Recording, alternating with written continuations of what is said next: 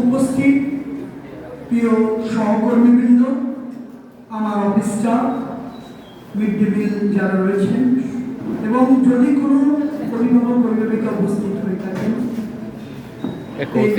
Video অনুষ্ঠানের কাছাকাছি আমাদের কাছাকাছি সবাইকে বিদ্যালয়ের তরফ থেকে স্বনির্বন্ধ শ্রদ্ধা জানিয়ে ভালোবাসা জানিয়ে আর ভারত মা তথা বাংলা মা তথা সারা বিশ্বের এক অত্যন্ত প্রজ্ঞাবান এবং দেশপ্রেমিক মানবধর্মী মহান সন্তান ডক্টর শ্যামাপ্রসাদ মুখোপাধ্যায় সম্পর্কে কয়েকটি কথা বলব। অনেকেই বেশ কয়েকদিন ধরে অনেকেই বিস্তৃতভাবে অনেক কথা বলেছেন, সেই একই কথা আমি বারবার বলব না, শুধু কয়েকটি কথা যেটা আজকের দিনে খুব জরুরি।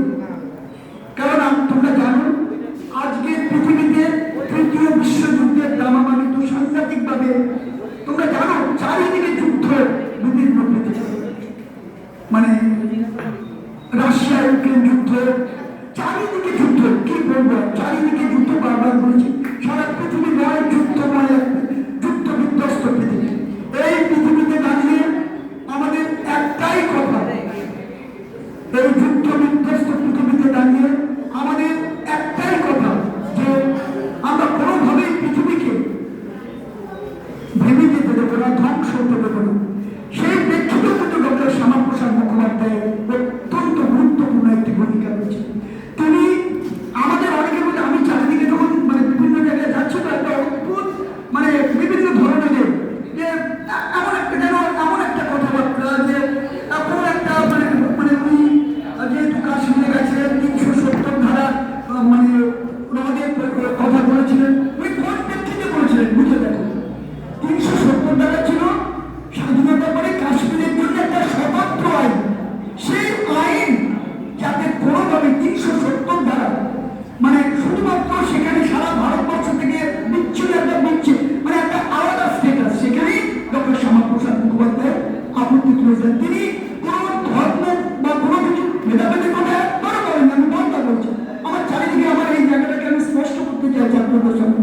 তিনি বলেছিলেন ভারত মাতা ত্রিবর্ণরঞ্জিত পতাকার তলে সমস্ত জায়গা, ভারত কাশ্মীর থেকে কন্যাকুমারী যে সারা ভারতবর্ষের সর্বপ্রান্তে সমস্ত ভারতীয় নাগরিকের এক জাতি, এক প্রাণ, এক ভারত মায়ের সন্তান হিসেবে বিবেচিত। কারোর জন্য আলাদা করে ধর্ম, জাতি, সম্প্রদায়, ভাষা ভিত্তিক বিভাজন ইত্যাদির মাধ্যমে ভারত মা যেন বিচ্ছিন্ন না হয়।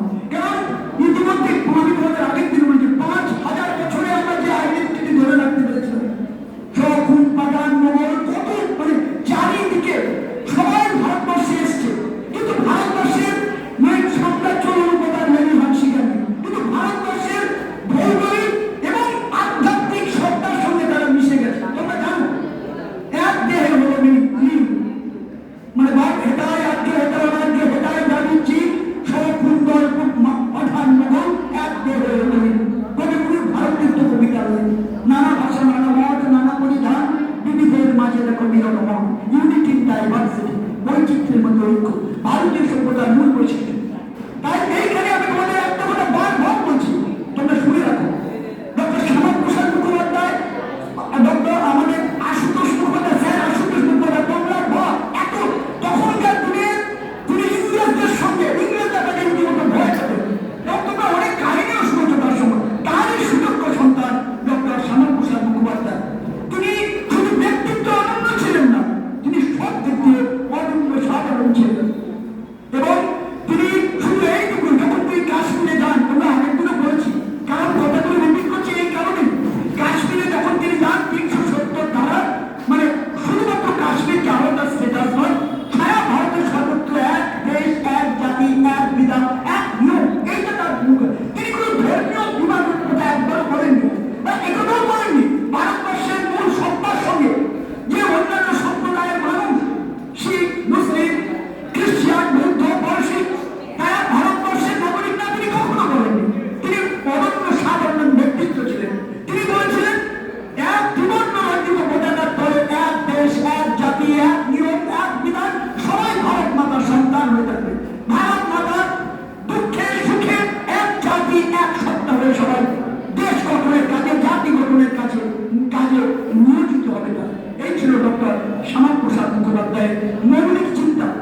তিনি যখন কাশ্মীরে গেছিলেন, মনে করে দেখো, তিনি যখন কাশ্মীরে গেছিলেন, আমি আগের দিন বলছি, আবার বলছি, আমাদের ভারতরত্ন অটল বিহারী বাজপেয়ী, আমাদের প্রাক্তন প্রধানমন্ত্রী, যাকে আমরা অত্যন্ত শ্রদ্ধার সাথে স্মরণ করি, তিনি শুধু কোন এমন একজন প্রধানমন্ত্রী ছিলেন, তাকে সব ধরে সম্মান ভীষণভাবে শ্রদ্ধা করে সেই অটল বিহারী বাজপেয়ীকে তিনি কাশ্মীরে তখন ডক্টর শ্যামাপ্রসাদ মুখোপাধ্যায়ের সঙ্গে কাশ্মীরে তিনি গেছিলেন এবং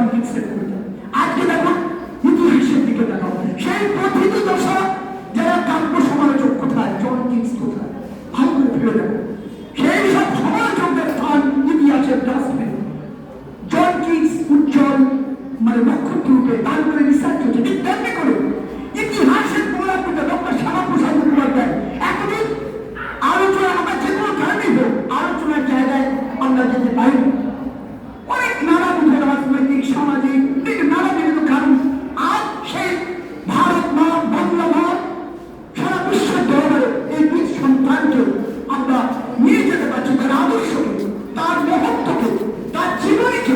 এবং আমরাও বলবো আজকের দিনে দাঁড়িয়ে আমি সবসময় বলছি তোমাদের শ্যামাপ্রসাদ মুখোপাধ্যায়কে তোমরা কখনোই কোনো বিচ্ছিন্ন একজন জননেতা বা দেশপ্রেমী হিসেবে নেব না। তিনি ভারতকে দেখতে চেয়েছিলেন, অখণ্ড ভারতের স্বপ্ন দেখেছিলেন। যেমন নেতাজি নেতাজি সুভাষচন্দ্র বেশি হতো ভারত তোমরা নিশ্চয়ই তোমরা স্বীকার করবে, আমরাও ইতিহাস। তেমনি তিনিও চেয়েছিলেন অভিন্ন ভারত স্বপ্ন।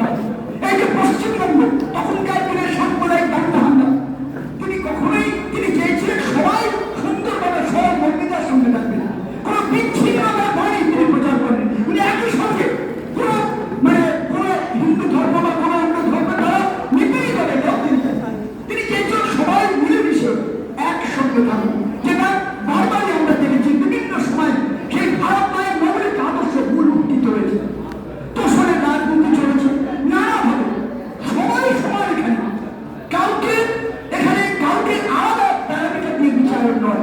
শ্যামাপ্রসাদ মুখোপাধ্যায়ের ঐতিহাসিক যে লেকচারগুলো পরে কোনোদিন আমি তোমাদের বলবো, কয়েকটি আমার জীবনে শোনা আছে, সেই লেকচারের মধ্যেও তিনি বারবার বলেছিলেন, ইংলিশে পরের দিন আমি তোমাদের বলবো, আজকে এক সময় কম, কিন্তু শ্যামাপ্রসাদ মুখোপাধ্যায়ের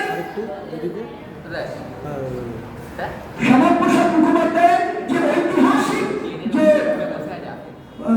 সমস্ত লেকচারগুলো, সেই লেকচারগুলো কিন্তু তোমরা যদি পাঠ করো তোমরা দেখবে শ্যামাপ্রসাদ মুখোপাধ্যায়ের সেই অসাধারণ বক্তৃতাগুলো তোমাদেরকে উজ্জীবিত করবে, দেশপ্রেমে উদ্বুদ্ধ করবে এবং তোমরা অনিবার্যভাবে এক নূতন ভারত, বিকশিত ভারত, সবার জন্য নিবেদিত ভারত, শুধু বাংলা নয়, বাংলার তিনি বীর সন্তান সার্বভৌম, সারা ভারত মায়ের, সারা বিশ্ব মায়ের এক অমর সন্তান, যার দেশপ্রেম এবং যার শিক্ষা চেতনা, যার সমাজ চেতনা নিয়ে অনেক গবেষণার বিষয় আছে।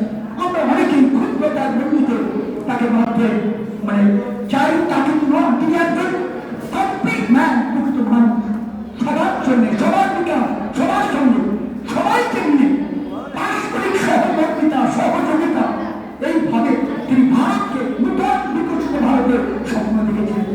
আজ আমাদের প্রধানমন্ত্রী এবং আমাদের দেশ চালানোর দায়িত্ব যারা রয়েছেন তারা